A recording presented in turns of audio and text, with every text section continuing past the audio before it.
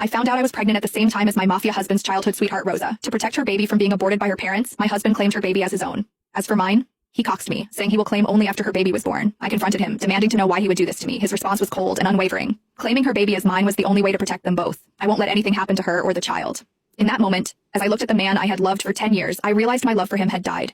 Not long after, my family condemned me, calling me a slut for having a child without a father and pressured me into getting an abortion. Meanwhile, my husband was in another city with his sweetheart helping her through her pregnancy. By the time he returned, I was already gone. I found out that my husband was accompanying his childhood sweetheart Rosa for her pregnancy checkup at my regular hospital this afternoon. Vincent, our baby looks so cute on the monitor. From the crack in the door, I saw Vincent's face lit up with a smile. Rosa was pointing at the monitor, and Vincent nodded, smiling back at her. If I didn't know that man was my husband, the father of my baby, I would have sworn they were a couple, happy and in love. Isabella Caruso, the doctor is ready for your examination, the nurse called. Vincent turned, his face drained of color, his eyes scanning the hallway. He must have heard my name. When his eyes landed on me, his mouth opened, but no words came out. I had been happily married to Vincent Falcone, my mafia husband, for nearly 10 years.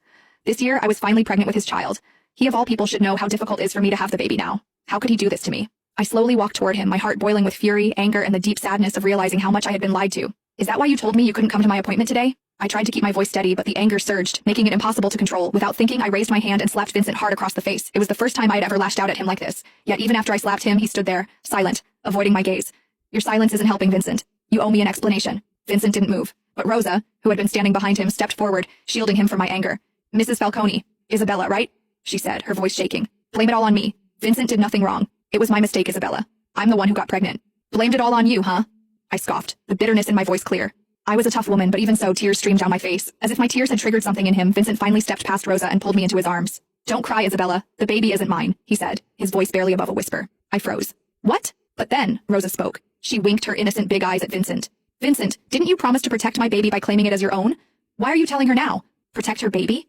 What the hell was going on? I broke free from Vincent's arms and stared at him. What the fuck is happening right now, Vincent? What the hell is she talking about? Vincent!